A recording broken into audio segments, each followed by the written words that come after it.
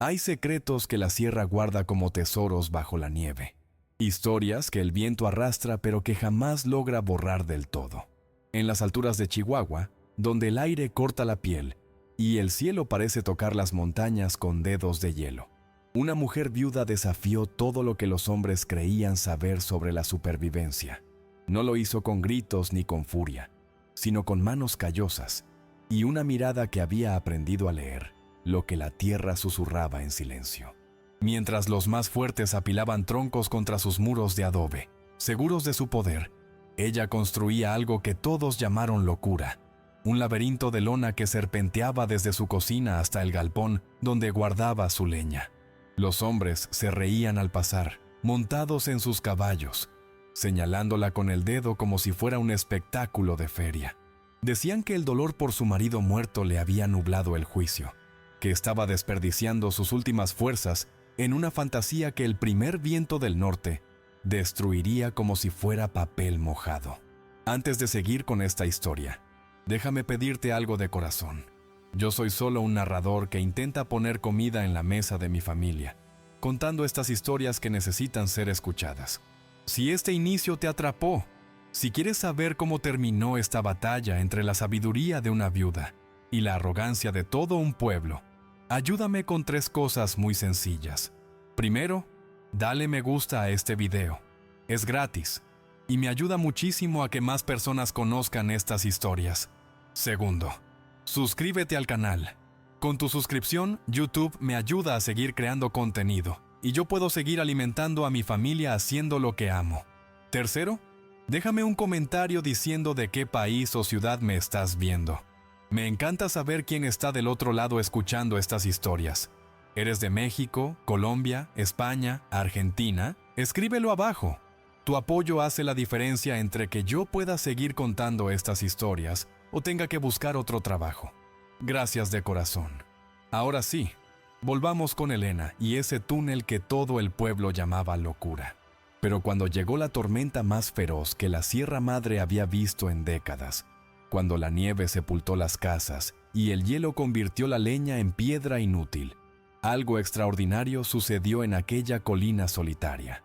Los que se burlaron despertaron temblando en hogares helados, golpeando con hachas sus propias pilas de madera transformadas en monumentos de hielo, mientras el humo de la chimenea de doña Elena subía al cielo como una bandera de triunfo.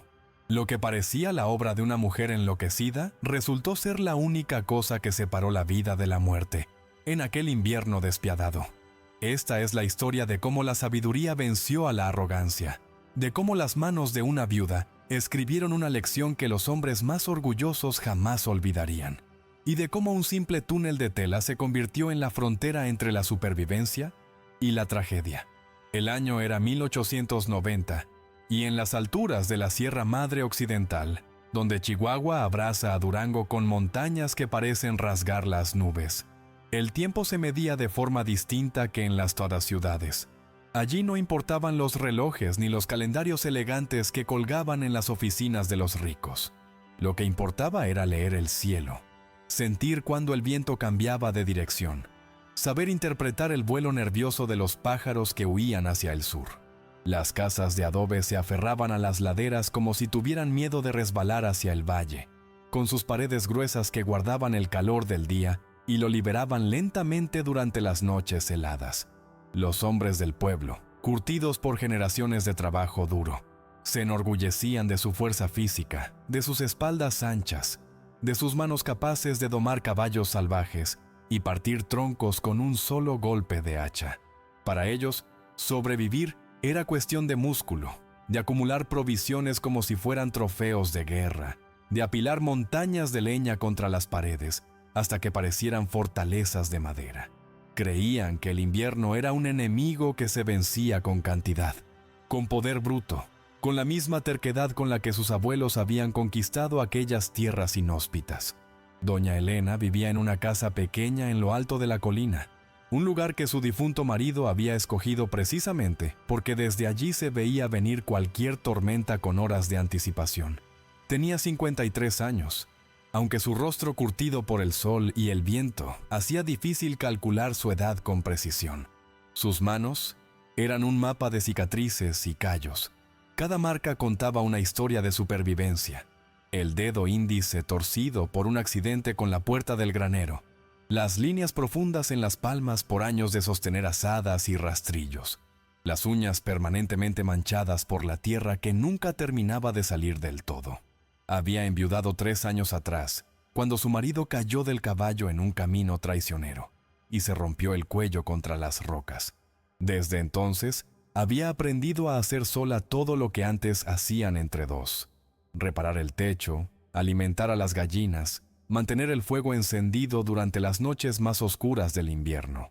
Los vecinos esperaban que se fuera del pueblo, que buscara refugio con algún pariente en las tierras bajas, pero ella se quedó, tercamente aferrada a la única tierra que conocía. Lo que nadie sabía, lo que ella guardaba como un tesoro en el silencio de su corazón, era que doña Elena había nacido diferente. Su abuela materna había sido una mujer rarámuri, de esas que los mexicanos llamaban tarahumaras, una de las pocas que se había casado fuera de su comunidad. Esa abuela le había enseñado cosas que los hombres del pueblo consideraban supersticiones de indios, a observar cómo los animales construían sus madrigueras, a entender que la naturaleza no se vencía con fuerza sino con astucia, a leer en las piedras y en el musgo las señales que otros no veían. Le había contado historias de cómo su gente sobrevivía en las barrancas más profundas del mundo, no porque fueran más fuertes que los demás, sino porque habían aprendido a trabajar con la montaña en lugar de contra ella. Doña Elena recordaba esas lecciones cada vez que veía a los hombres del pueblo derrochar energía en tareas innecesarias, cada vez que los escuchaba alardear sobre cuánta leña habían cortado, como si la cantidad fuera lo único que importaba. Ella sabía algo que ellos habían olvidado en su arrogancia, que el verdadero enemigo del invierno en la sierra no era el frío en sí mismo, sino la humedad traidora que se colaba entre las grietas y convertía todo en hielo. Todo comenzó una tarde de finales de octubre, cuando el cielo adquirió ese tono gris metálico que anunciaba la llegada temprana del invierno. Doña Elena estaba regresando del arroyo con 2 cubetas de agua colgando de un palo sobre sus hombros, sintiendo cómo el peso le cortaba la piel a través del rebozo doblado que usaba como almohadilla. Al pasar frente a la casa de don Rodrigo, el hombre más respetado del pueblo por su edad y su experiencia como cazador, se detuvo al escuchar voces que salían de su patio. Un grupo de hombres estaba reunido alrededor de una fogata, bebiendo café cargado con piquete de aguardiente, y discutían con ese tono de autoridad absoluta que solo los hombres acostumbran a usar cuando están seguros de que tienen razón. Hablaban del invierno que se avecinaba, de cuántos troncos cada uno había apilado, comparando sus montañas de leña como si fueran medallas de guerra. Don Rodrigo presumía que su pila era tan alta que llegaba hasta el alero del tejado, que había trabajado con sus 3 hijos durante semanas enteras para cortarla y apilarla contra la pared sur de su casa, donde el sol de la mañana la mantendría relativamente seca. Entonces sucedió algo que cambió todo. Uno de los hombres más jóvenes, un tal Esteban que recién había heredado las tierras de su padre, mencionó con desprecio a una vieja rarámuri que había visto años atrás en las barrancas del cobre. Contó riendo cómo la mujer había construido un refugio extraño para su leña, una especie de túnel largo hecho con pieles de venado y ramas entretejidas, algo que a él le había parecido el colmo de la estupidez. ¿Para qué tanto trabajo?, decía golpeándose el muslo con la mano, si al final lo único que necesitas es leña seca y un buen techo sobre tu cabeza. Los demás se rieron con él, asintiendo con esa seguridad ciega de quien nunca ha dudado de sí mismo. Pero doña Elena, escondida detrás del muro de piedra que separaba las propiedades, sintió como algo antiguo despertaba en su memoria. Esa descripción que el joven había hecho burlándose era exactamente lo que su abuela le había contado décadas atrás, cuando ella apenas era una niña que escuchaba historias junto al fuego. Su abuela le había explicado que los rarámuri más sabios no solo protegían la leña de la lluvia, sino que creaban espacios donde la humedad no pudiera alcanzarla, donde el aire se mantuviera seco, incluso cuando afuera todo se congelaba. Esa noche, doña Elena no pudo dormir. Se quedó sentada junto a la ventana, envuelta en su cobija más gruesa, mirando hacia su propia pila de leña que descansaba contra la pared este de su casa. Era una pila modesta comparada con las de los hombres del pueblo, porque ella sola no tenía la fuerza para cortar y arrastrar docenas de troncos enormes. Pero había algo que la inquietaba profundamente, un conocimiento que le quemaba por dentro como un carbón encendido. Recordaba con claridad dolorosa el invierno anterior, cuando había perdido casi un tercio de su leña porque la nieve acumulada contra la pared se había derretido parcialmente con el calor que irradiaba el adobe durante el día. Y luego, en la madrugada helada, esa agua se había congelado convirtiendo los troncos inferiores en una masa sólida de hielo imposible de separar. Había tenido que usar el pico, rompiendo la madera en el proceso, desperdiciando combustible precioso solo para poder quemar algo. Había pasado frío innecesario. Había tosido durante semanas por dormir en una casa donde la temperatura bajaba peligrosamente. Todo porque no había sabido proteger adecuadamente su reserva más importante. Y ahora, con las nubes acumulándose en el horizonte como un ejército oscuro preparándose para la batalla, sabía que no podía permitir que eso volviera a suceder.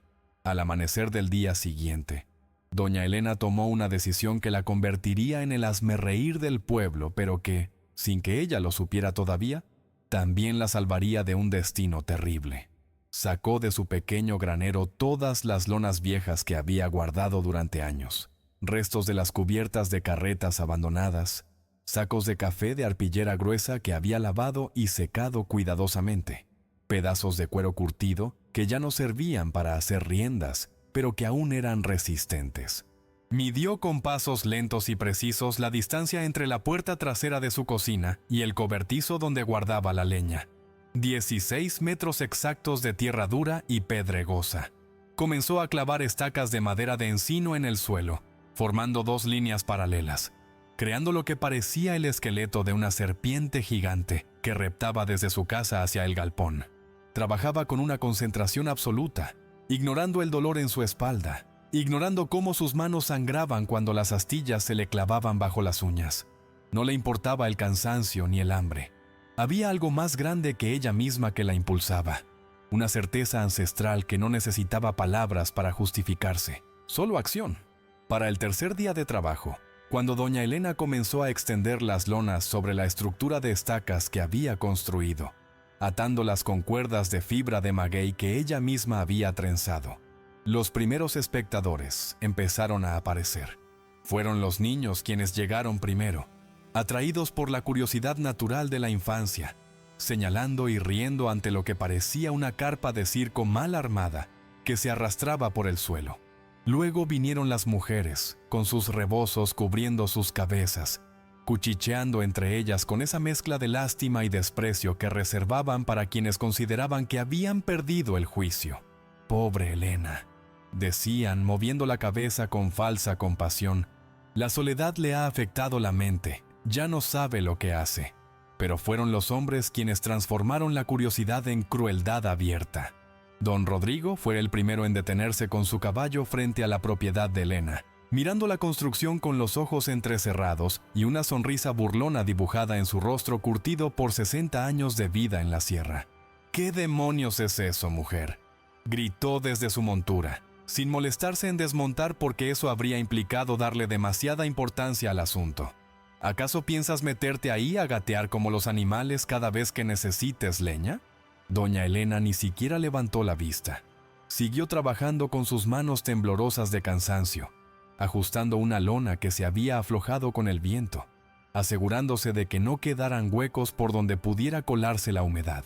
Su silencio enfureció a don Rodrigo más que cualquier respuesta podría haberlo hecho, porque el silencio de una mujer frente a un hombre que le hablaba se consideraba una ofensa imperdonable en aquel tiempo y lugar.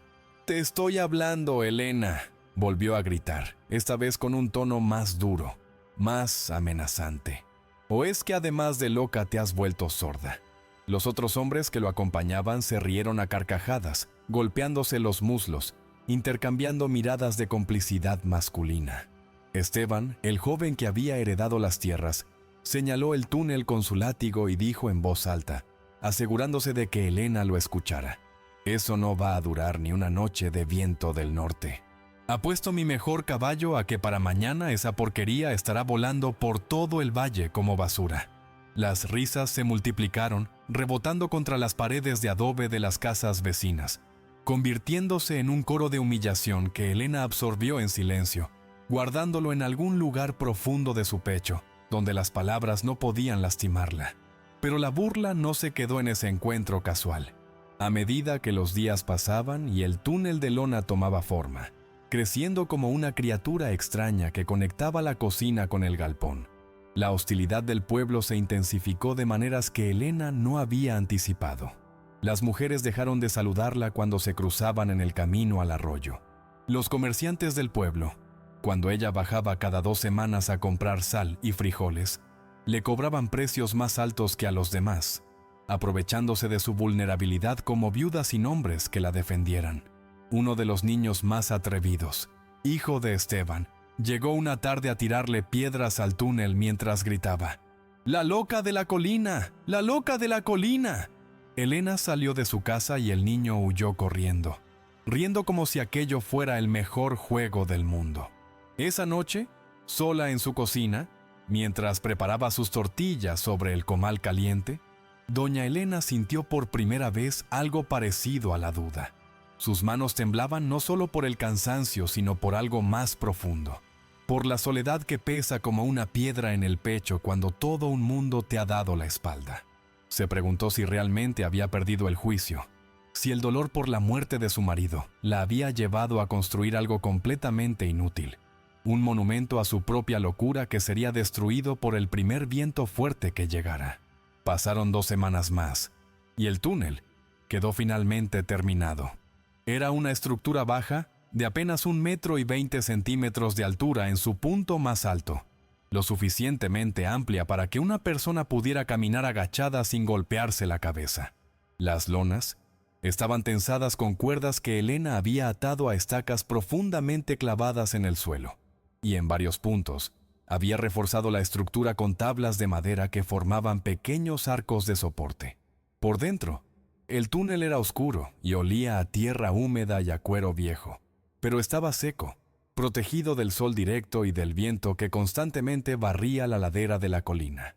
Al final del túnel, en el galpón, su leña descansaba ordenadamente apilada, cada tronco separado del suelo por ladrillos de adobe, para evitar que la humedad subiera desde abajo. Elena caminó por su creación sintiéndose simultáneamente orgullosa y aterrorizada. Orgullosa porque había logrado construir algo con sus propias manos, algo que respondía a un conocimiento ancestral que llevaba en la sangre. Aterrorizada porque ahora no había marcha atrás, porque todo el pueblo esperaba con ansiedad el momento en que su locura colapsara, dándoles la razón que tanto necesitaban para confirmar su superioridad.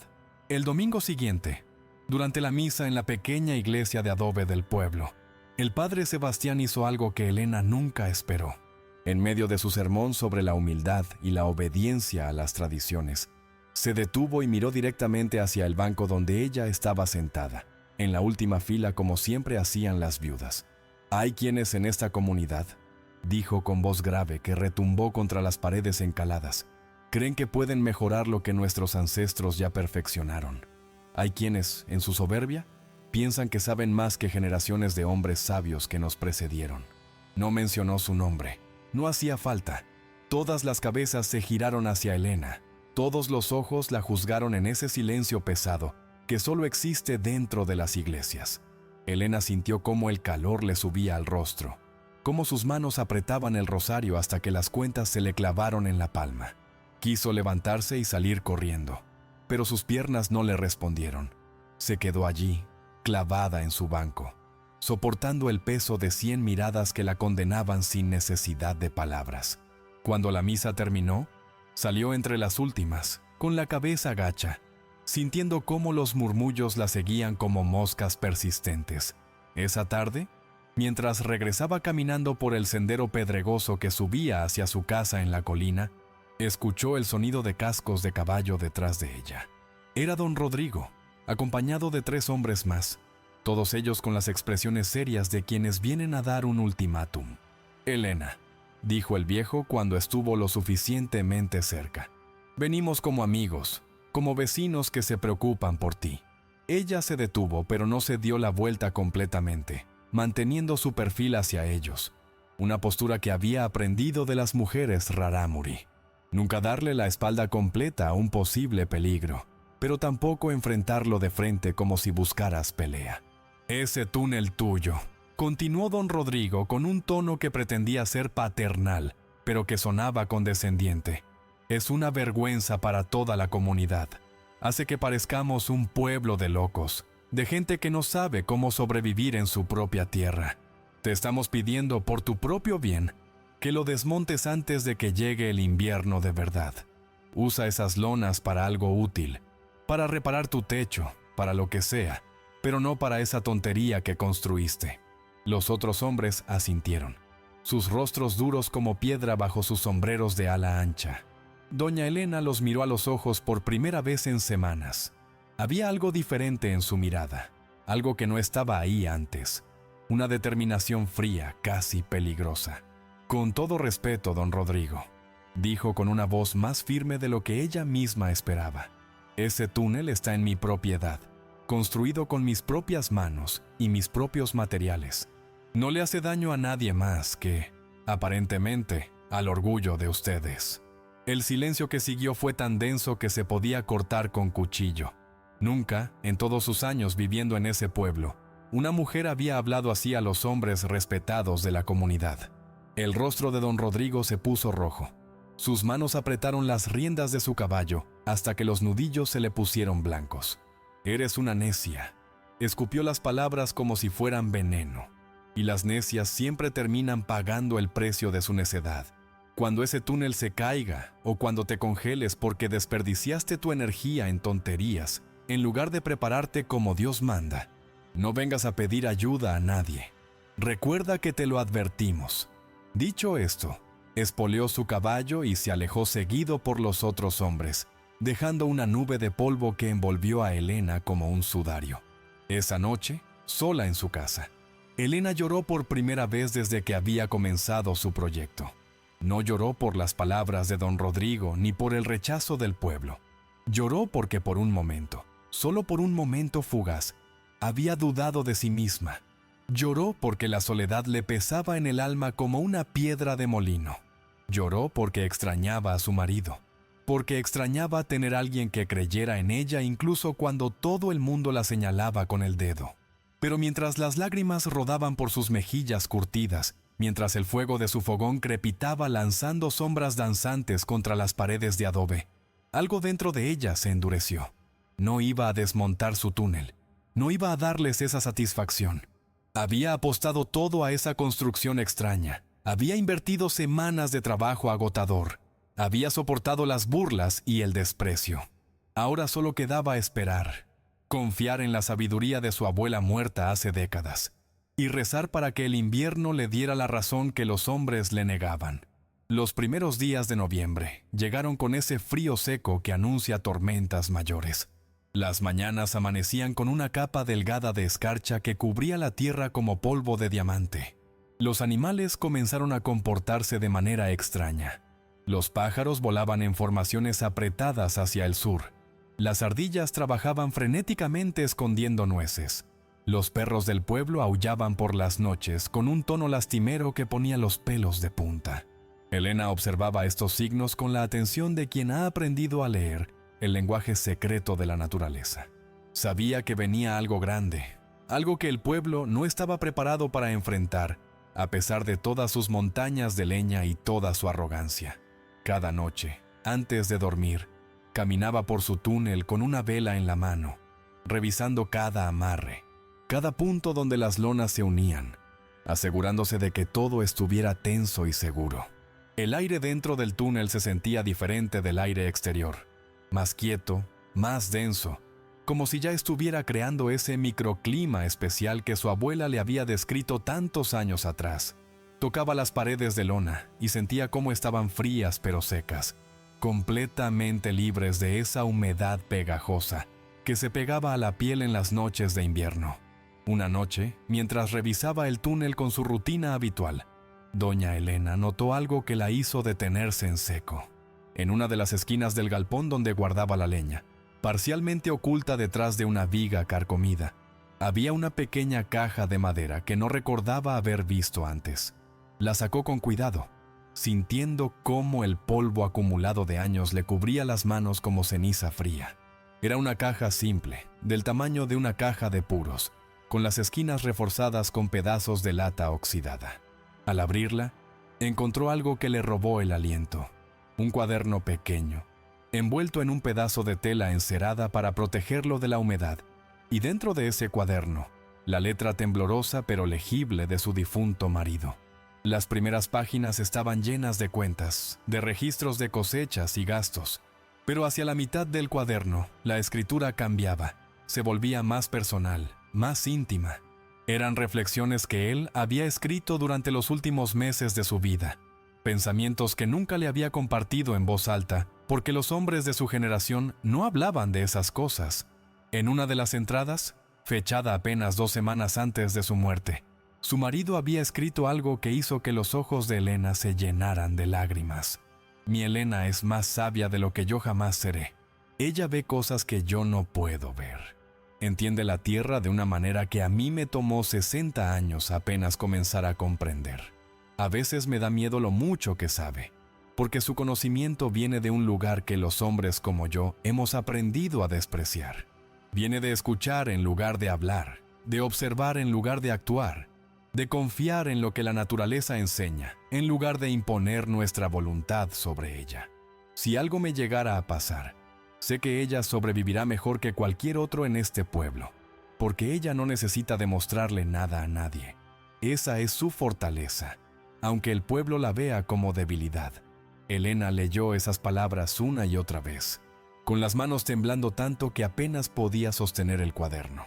Su marido la había entendido, había visto en ella lo que nadie más veía, y se había ido a la tumba guardando ese conocimiento como un secreto, protegiéndola quizás de la envidia o del desprecio que esa verdad habría generado si se hubiera conocido públicamente. Siguió leyendo, página tras página, descubriendo facetas de su marido que nunca había conocido. Él había documentado observaciones sobre el clima, sobre cómo los inviernos más duros siempre venían precedidos por ciertos signos. El color particular de las nubes en octubre, la manera en que los pinos dejaban caer sus piñas antes de tiempo, el comportamiento nervioso del ganado semanas antes de que cayera la primera nevada. Y en una de las últimas entradas, había escrito algo que heló la sangre de Elena. Este año será diferente. Siento en mis huesos que viene un invierno como no hemos visto en décadas. Los viejos rarámuri con los que comercié el mes pasado en las barrancas me dijeron que sus chamanes están preparando refugios especiales, que están movilizando a las familias hacia cuevas más profundas. Ellos saben cosas que nosotros hemos olvidado. Le he insinuado a Elena que debería hablar con la gente de su abuela, pero ella es demasiado orgullosa o demasiado asustada del rechazo del pueblo. Ojalá encuentre la manera de protegerse cuando yo no esté. Ojalá confíe en la sangre que corre por sus venas.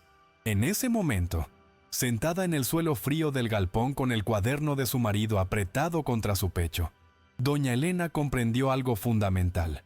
Su túnel no era solo una idea práctica para proteger la leña, era la manifestación física de todo lo que ella había reprimido durante años, por miedo al rechazo, por miedo a ser diferente, por miedo a honrar abiertamente esa parte de su herencia que el pueblo consideraba inferior.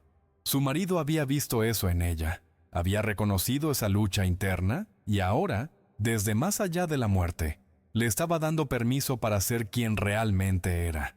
Las lágrimas que rodaron por su rostro esa noche no fueron de tristeza sino de liberación, de rabia contenida durante años, de gratitud hacia un hombre que la había amado lo suficiente como para ver su verdad completa.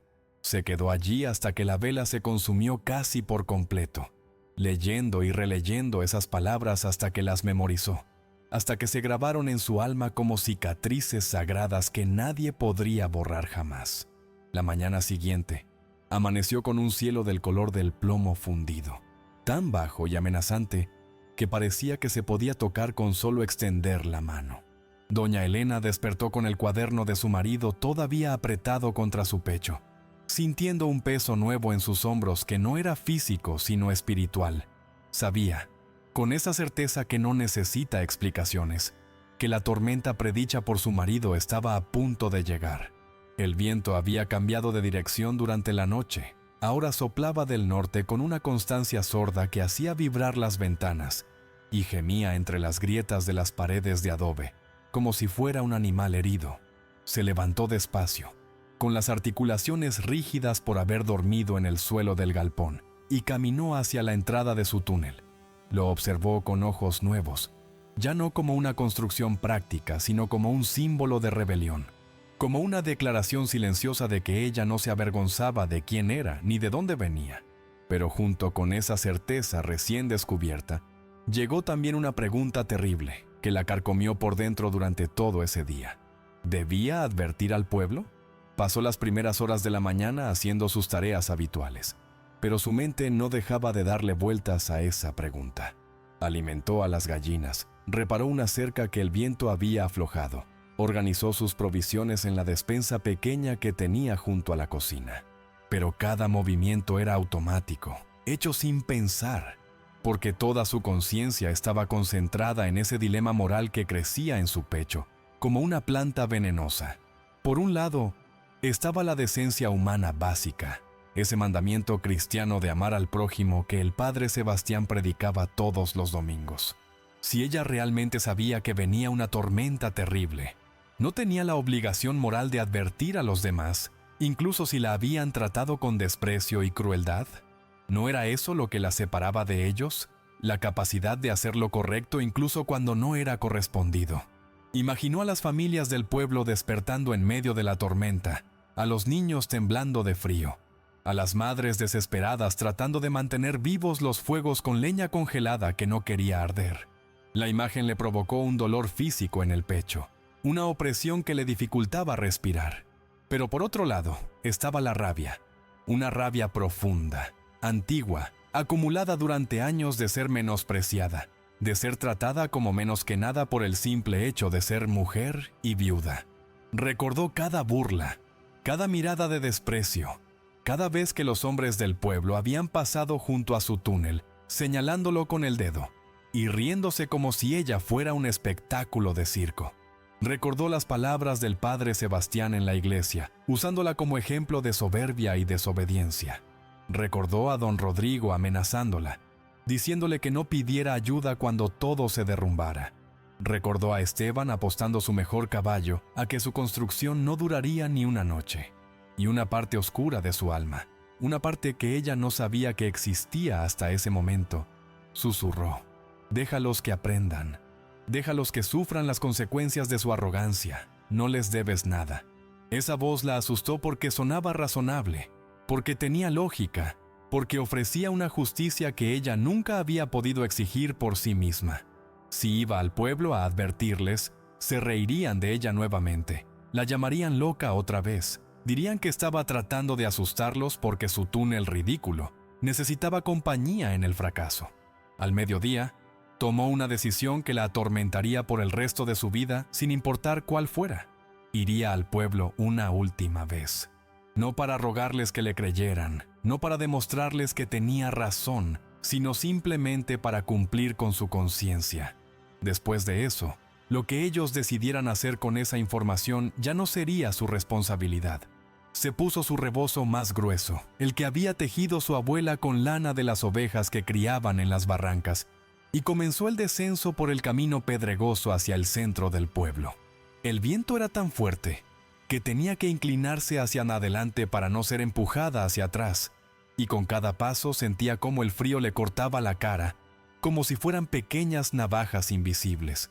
Las nubes habían bajado tanto que ya no se podía ver la cima de las montañas, y el aire tenía ese olor metálico y eléctrico que siempre precedía a las grandes nevadas. Cuando llegó a la plaza central, encontró a un grupo de hombres reunidos frente a la tienda de don Marcos, el comerciante más rico del pueblo. Todos ellos discutiendo sobre si valía la pena hacer un último viaje a las tierras bajas para comprar provisiones antes de que cerraran los caminos. Doña Elena se acercó al grupo con el corazón latiéndole tan fuerte que sentía que se le iba a salir del pecho. «Don Rodrigo», dijo con voz clara pero respetuosa, «vengo a advertirles que esta tormenta será diferente a todas las que han visto. Viene un norte terrible, de esos que congelan todo, incluso la leña apilada contra las paredes. Deberían proteger sus reservas, cubrirlas con algo que mantenga la humedad lejos». El silencio que siguió fue peor que cualquier burla. Los hombres la miraron con una mezcla de fastidio y diversión, como si un niño pequeño hubiera interrumpido una conversación importante entre adultos. Don Rodrigo ni siquiera se dignó a mirarla a los ojos. «Elena», dijo con un tono de cansancio exagerado, «ya tuvimos esta conversación. No necesitamos los consejos de una mujer que construye túneles de circo para proteger 4 palos. Vete a tu casa y déjanos en paz». Los otros hombres se rieron entre dientes, intercambiando miradas de complicidad. Esteban, el joven arrogante, agregó con sorna, «¿Qué pasa, Elena? ¿Ya te dio miedo estar sola allá arriba? ¿Vienes a buscar que alguien te proteja cuando tu túnel se vuele con el viento?» Las risas se hicieron más fuertes, más crueles. Elena sintió cómo la sangre le hervía en las venas, como cada fibra de su ser gritaba por responderles con la misma crueldad, por decirles que se pudrieran en su arrogancia, que cuando estuvieran temblando de frío recordaran este momento. Pero no lo hizo.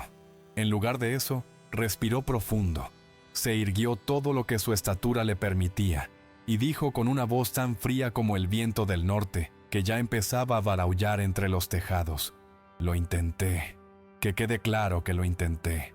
Lo que pase ahora ya no es mi responsabilidad». Se dio la vuelta y comenzó a caminar de regreso hacia su casa en la colina, sintiendo el peso de todas esas miradas burlonas clavadas en su espalda como puñales. Escuchó como uno de ellos gritó detrás de ella: «Salúdanos cuando estés volando por los aires con tus trapos». Las risas la persiguieron durante todo el camino de regreso, mezclándose con el aullido creciente del viento que ya anunciaba el desastre que se avecinaba. Esa fue la última vez que doña Elena bajó al pueblo, antes de que cambiara todo, antes de que el invierno escribiera con letras de hielo, una lección que nadie podría ignorar. Esa tarde, mientras el cielo se oscurecía prematuramente, como si la noche hubiera decidido llegar 4 horas antes de tiempo, Elena hizo los últimos preparativos. Llevó agua extra a la casa, llenando cada tinaja y cada cubeta que tenía. Trajo del galpón suficiente leña para 3 días, amontonándola junto a su fogón, aunque sabía que, si su túnel funcionaba como esperaba, podría ir por más cuando quisiera. Preparó una olla enorme de frijoles con chile y carne seca, suficiente para una semana si era necesario. Verificó cada ventana, cada puerta, cada grieta en las paredes, sellando con trapos viejos cualquier abertura por donde pudiera colarse el viento mortal. Y finalmente, cuando ya no quedaba nada más que hacer, se sentó junto a su ventana con el cuaderno de su marido en las manos y esperó. Esperó con el corazón dividido entre la esperanza de estar equivocada y el miedo terrible de tener razón, entre el deseo de que su túnel funcionara y la culpa de saber que, si funcionaba, significaba que los demás estarían sufriendo mientras ella estaba a salvo y caliente. La tormenta llegó esa misma noche, con una furia que parecía arrancada directamente del infierno helado. No fue un inicio gradual como las nevadas normales que Elena había conocido durante toda su vida. Fue un asalto repentino y brutal, como si el cielo hubiera estado conteniendo la respiración durante semanas y finalmente hubiera explotado en un grito de rabia blanca. El viento golpeaba las paredes de adobe con puños invisibles que hacían temblar toda la estructura, produciendo un sonido ensordecedor que se metía dentro de los huesos y llenaba el alma de terror primitivo. Elena estaba sentada junto al fogón cuando comenzó, y literalmente sintió cómo la temperatura dentro de su casa bajó 10 grados en cuestión de minutos. Se envolvió en su cobija más gruesa y se acercó a la ventana, limpiando con la mano el vaho que se había formado en el cristal. Lo que vio afuera la dejó sin aliento. La nieve no caía suavemente como copos delicados, sino que era lanzada horizontalmente por el viento, como si fueran millones de pequeñas agujas blancas que parecían capaces de atravesar la carne. En menos de media hora, El mundo exterior se había transformado en un remolino blanco, donde era imposible distinguir el cielo de la tierra, donde todo era un caos furioso de viento y hielo, que parecía decidido a borrar cualquier rastro de vida humana. Durante las primeras horas, Elena no hizo más que alimentar el fuego y rezar. Rezó por ella misma, rezó por el pueblo que la había rechazado, rezó por su túnel que ahora enfrentaba la prueba definitiva. El sonido del viento era tan fuerte que ahogaba cualquier otro ruido. Era como estar dentro de una campana gigante que alguien golpeaba sin cesar con un mazo de hierro. Cada ráfaga hacía vibrar las vigas del techo, levantaba polvo de adobe de las paredes, silbaba por las grietas como si 1000 serpientes invisibles hubieran invadido la casa. Elena perdió la noción del tiempo en esa primera noche. No sabía si habían pasado 2 horas o 6, si todavía era de noche, o si había amanecido un día gris que se parecía demasiado a la oscuridad. Lo único que sabía era que el frío seguía intensificándose, que a pesar del fuego ardiendo en el fogón, la temperatura dentro de la casa seguía bajando de manera inexorable. Se puso 2 rebozos más, se envolvió las manos con trapos, se acurrucó lo más cerca posible del fuego sin quemarse. Y entonces, cuando el frío se hizo verdaderamente insoportable, cuando sus dientes comenzaron a castañetear sin control, se dio cuenta de que había llegado el momento de probar su túnel. Se levantó con movimientos torpes, entumecida por el frío y la tensión, y caminó hacia la puerta trasera de su cocina que daba al inicio del túnel. Por un momento, con la mano en el picaporte de madera, dudó. ¿Y si los hombres del pueblo tenían razón? ¿Y si su construcción se había derrumbado bajo el peso de la nieve? ¿O si el viento la había arrancado de cuajo? ¿Y si al abrir esa puerta se encontraba con un muro de nieve que la sepultaría viva? El miedo le apretó la garganta como una mano helada. Pero entonces recordó las palabras de su marido en el cuaderno. Recordó la sabiduría de su abuela Rarámuri.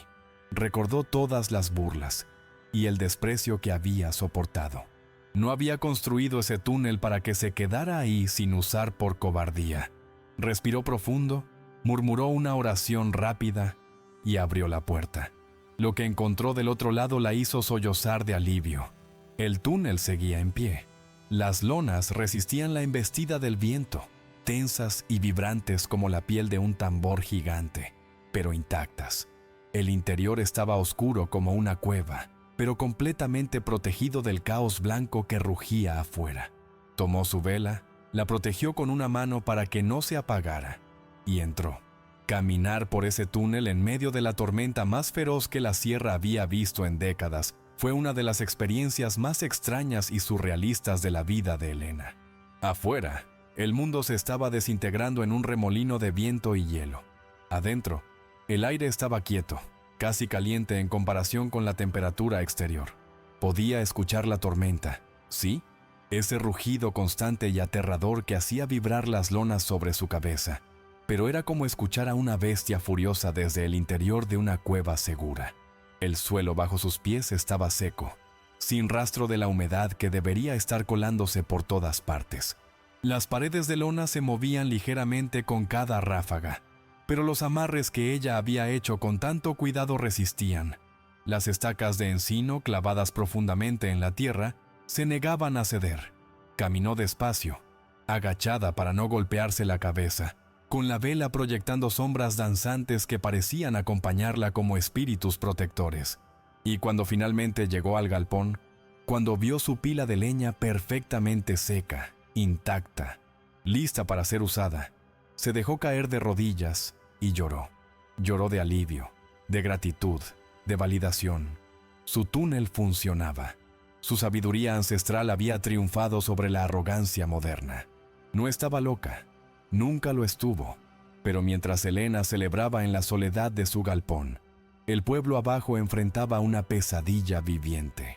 Don Rodrigo despertó esa primera noche al sonido de su esposa gritando que el fuego se estaba apagando. Se levantó de la cama temblando, envuelto en todas las cobijas que tenían, y se acercó al fogón donde las últimas brasas peleaban por mantenerse vivas. Necesitaban leña, y la necesitaban ya. Se puso su chamarra más gruesa, se envolvió la cabeza con un rebozo y salió por la puerta trasera hacia donde tenía su enorme pila de madera, apilada contra la pared sur. Lo que encontró lo dejó paralizado de horror. La nieve se había acumulado tan rápido que ya llegaba hasta su cintura, y su preciosa montaña de leña, esa pila de la que tanto se había enorgullecido, se había transformado en una masa sólida e informe. El calor del adobe había derretido la nieve que tocaba la madera durante las primeras horas de la tormenta, y luego el frío brutal del norte había convertido esa agua en hielo, soldando cada tronco al siguiente en un bloque compacto como una roca. Don Rodrigo intentó arrancar un solo tronco, tirando con todas sus fuerzas, pero era como intentar arrancar una piedra de una montaña. Sus manos, ya entumecidas por el frío, sangraron cuando las astillas se le clavaron bajo las uñas. Gritó de frustración y dolor, pero su voz se perdió en el aullido del viento. La escena se repitió en casa tras casa, familia tras familia, a lo largo de toda esa noche interminable. Esteban, el joven arrogante que había apostado su mejor caballo a que el túnel de Elena no duraría, destrozó el mango de su hacha tratando de romper el hielo que aprisionaba su leña. Don Marcos, el comerciante rico, ofreció dinero a sus vecinos por leña seca, pero nadie tenía nada que vender porque todos enfrentaban el mismo problema. Las mujeres del pueblo, esas que habían cuchicheado sobre la locura de Elena, ahora lloraban abrazando a sus hijos que temblaban de frío bajo todas las cobijas que tenían, mientras los fuegos se apagaban uno tras otro, porque los pocos troncos que lograban liberar estaban tan mojados que solo producían humo denso y acre que llenaba las casas sin dar calor. El padre Sebastián, en su casa junto a la iglesia, se arrodilló a rezar mientras sus propias manos temblaban tanto que apenas podía sostener el rosario. Había acusado a Elena de soberbia desde el púlpito, y ahora Dios parecía estarle mostrando quién había sido verdaderamente el soberbio. Los niños lloraban, los viejos tosían hasta escupir sangre, los perros aullaban en los patios como si presintieran la muerte rondando cada puerta. La tormenta duró 3 días completos. 3 días durante los cuales el sol nunca logró atravesar las nubes grises que cubrían la sierra como un sudario de plomo. La nieve seguía cayendo sin piedad, acumulándose hasta formar muros de 2 metros de altura que bloqueaban puertas y ventanas, enterrando el pueblo en un silencio blanco interrumpido solo por el gemido constante del viento. Durante esos 3 días, Elena vivió en una burbuja extraña de relativa comodidad, mientras sabía que abajo, en el pueblo, la gente sufría. Cada vez que necesitaba leña, simplemente caminaba por su túnel, tomaba los troncos secos que necesitaba y regresaba a su casa. El túnel se había convertido en algo más que una estructura práctica. Era un testamento viviente de que a veces la verdadera fortaleza no viene de los músculos, sino de la observación, no de la cantidad, sino de la estrategia, no de imponer la voluntad sobre la naturaleza, sino de entender sus reglas y trabajar dentro de ellas. Pero la comodidad física no aliviaba el peso en su corazón. Cada noche, antes de dormir, Elena se preguntaba cuántos estarían muriendo allá abajo, cuántos niños estarían llorando de frío, cuántas familias estarían maldiciendo su propia arrogancia mientras se congelaban lentamente. En la mañana del 4.º día, el viento finalmente se detuvo. Fue un cambio tan repentino que despertó a Elena del sueño agitado en el que había caído después de pasar media noche alimentando el fuego. Se levantó confundida, porque el silencio después de 3 días de ruido constante era más ensordecedor que el viento mismo. Caminó hasta su ventana y limpió el cristal cubierto de escarcha. El sol estaba saliendo sobre un mundo completamente transformado. Todo, absolutamente todo, estaba cubierto por una capa de nieve tan blanca y tan pura que lastimaba los ojos al mirarla. Los árboles eran esculturas fantasmales. Las casas del pueblo abajo parecían túmulos funerarios medio enterrados. El mundo entero se había convertido en un desierto congelado de un silencio aterrador. No había humo saliendo de ninguna chimenea en el pueblo. Ni una sola columna de humo gris perforaba el cielo azul inmaculado. Elena sintió como el corazón se le contraía de miedo. Ese silencio, esa ausencia de fuego, solo podía significar una cosa: o todos habían muerto congelados, o habían agotado su leña por completo y ahora esperaban el final en casas heladas, que se habían convertido en tumbas de adobe. No pensó 2 veces. Se puso toda la ropa abrigada que tenía, se envolvió en su rebozo más grueso, y aunque cada instinto le decía que se quedara en su casa segura y caliente, comenzó el descenso hacia el pueblo. Caminar por la nieve acumulada era como caminar por arenas movedizas. Cada paso la hundía hasta las rodillas. Cada metro ganado requería un esfuerzo agotador. El sudor le corría por la espalda a pesar del frío brutal. Su respiración salía en nubes blancas que se congelaban instantáneamente en el aire. Tardó casi 2 horas en recorrer lo que normalmente le tomaba 20 minutos. Cuando finalmente llegó a la primera casa, la de don Rodrigo, encontró la puerta principal bloqueada por la nieve. Tuvo que excavar con sus propias manos, sintiendo cómo el hielo le quemaba la piel, hasta que logró abrir un espacio suficiente para poder golpear. Golpeó 1 vez, 2 veces, 3 veces. Nada. El pánico comenzó a apoderarse de ella. Golpeó más fuerte gritando: «¡Don Rodrigo! ¡Doña Marta! ¿Están vivos?». Finalmente, después de una eternidad, escuchó un sonido del otro lado. Un gemido débil, apenas humano. La puerta se abrió una rendija, y lo que Elena vio del otro lado la horrorizó. El rostro de don Rodrigo, ese hombre orgulloso que siempre había lucido fuerte como un roble, estaba pálido como la cera, con los labios azules y los ojos hundidos en las cuencas. Temblaba tan violentamente que apenas podía mantenerse en pie. «Elena», susurró con una voz rota, irreconocible.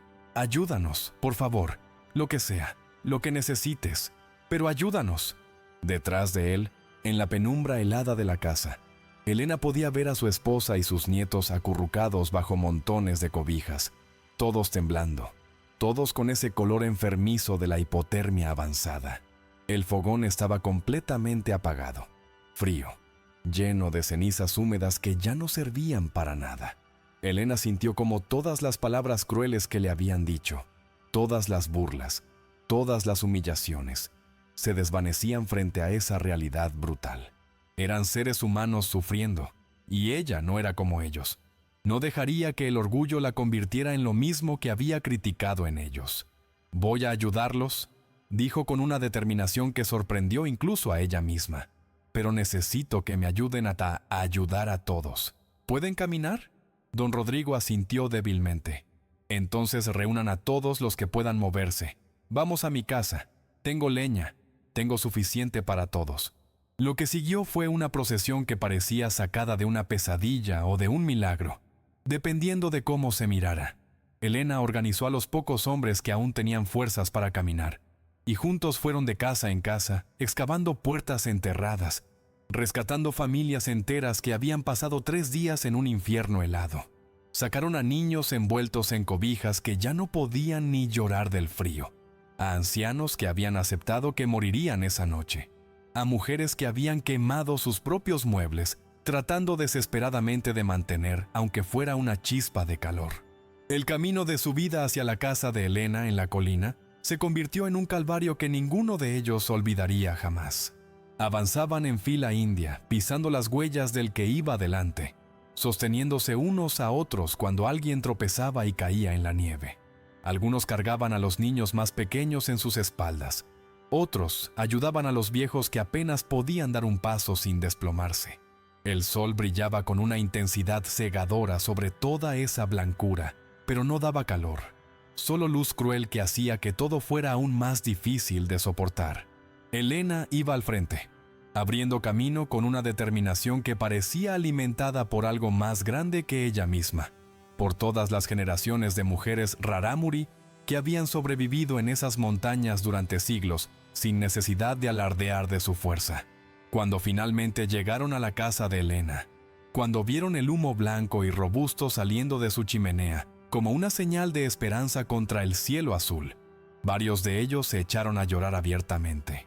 No lágrimas delicadas, sino sollozos profundos y desgarradores de alivio, de vergüenza, de gratitud mezclada con humillación.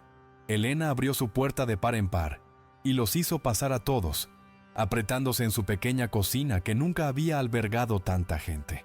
El contraste entre el frío mortal de afuera y el calor del fogón de Elena era tan brutal que algunos sintieron náuseas por el cambio repentino de temperatura. Los niños fueron colocados más cerca del fuego, envueltos en las cobijas que Elena sacó de todos los rincones de su casa.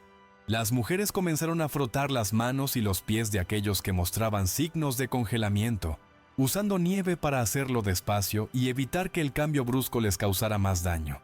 Y entonces, Elena hizo algo que dejó a todos en silencio. Caminó hacia la puerta trasera de su cocina, la que daba a su túnel, y la abrió. «Vengan», dijo simplemente, «quiero que vean algo». Los llevó por el túnel en pequeños grupos, porque no cabían todos a la vez en ese espacio estrecho.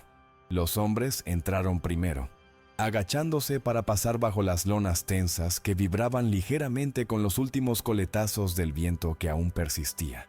Caminaron en silencio, con los ojos muy abiertos, tocando las paredes secas, sintiendo el aire inmóvil que olía a tierra y a cuero viejo, pero que estaba completamente libre de humedad.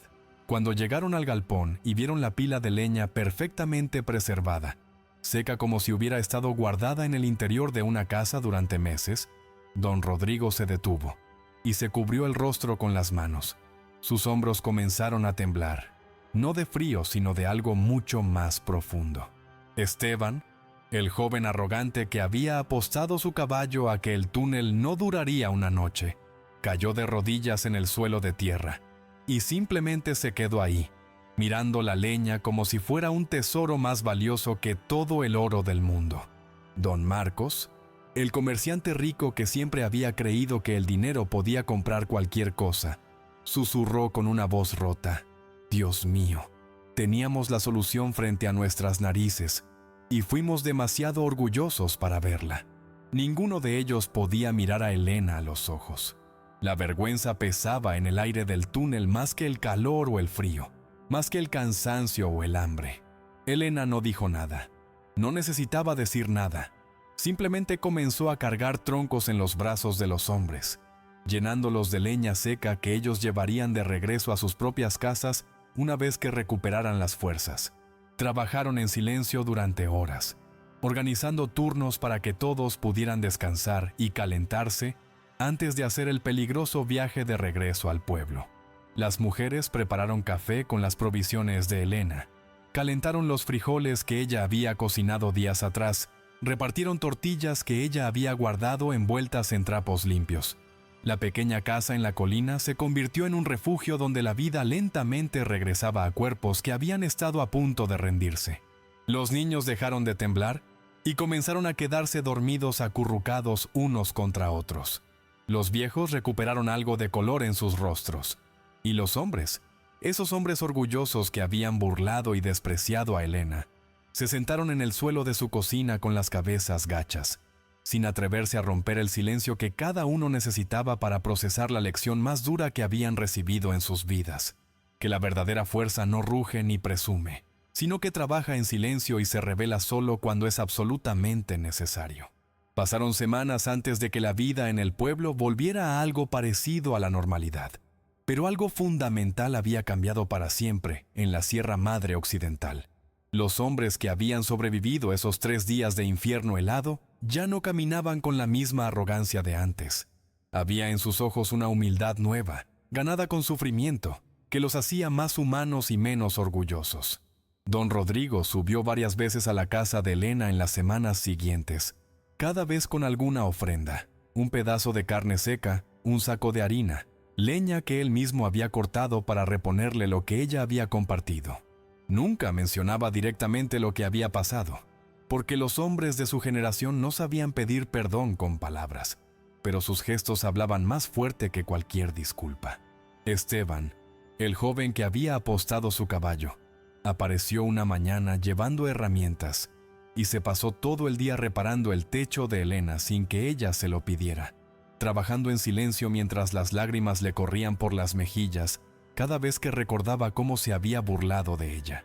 Y el padre Sebastián, ese que la había usado como ejemplo de soberbia desde el púlpito, dedicó su siguiente sermón a hablar sobre la sabiduría que viene de la humildad, sobre cómo Dios a veces enseña las lecciones más importantes a través de aquellos que el mundo considera débiles o insignificantes. No mencionó el nombre de Elena, pero todos en esa iglesia sabían de quién estaba hablando, y todos sintieron el peso de la vergüenza colectiva que habían ganado con su ceguera. Pero la verdadera transformación no estaba en las disculpas ni en los gestos de arrepentimiento, sino en algo mucho más profundo que cambió el tejido mismo de cómo ese pueblo entendía la supervivencia. Cuando llegó el siguiente otoño, casi todas las casas del pueblo tenían alguna versión del túnel de Elena. Algunos los hicieron más largos, otros más bajos, cada familia adaptando el diseño básico a sus propias necesidades y recursos, pero todos reconociendo que aquella mujer viuda había visto lo que ellos no pudieron ver, que su sabiduría silenciosa valía más que toda la fuerza bruta que ellos habían presumido durante generaciones. Elena nunca alardeó de su victoria porque, en el fondo de su corazón, ella sabía que no había sido una victoria en absoluto, sino una lección terrible que había tenido que pagarse con sufrimiento. Nunca olvidaría los rostros de esos niños temblando de frío, los labios azules de los ancianos que casi mueren, los ojos desesperados de las madres que no sabían cómo proteger a sus familias. Y aunque el pueblo ahora la trataba con respeto, aunque los hombres se quitaban el sombrero cuando pasaban frente a su casa, aunque las mujeres la saludaban con genuina calidez, ella sabía que ese respeto había costado demasiado, que había sido comprado con la moneda más cara de todas. El sufrimiento humano que pudo haberse evitado si solo hubieran tenido la humildad de escuchar desde el principio. La historia de Doña Elena y su laberinto de lona se convirtió en leyenda que se contaba en toda la Sierra Madre, pasando de generación en generación como un recordatorio de que la verdadera fortaleza no está en los músculos que levantan montañas de leña, sino en la mente que observa, aprende y tiene el coraje de actuar diferente incluso cuando todo el mundo te llama loca por hacerlo.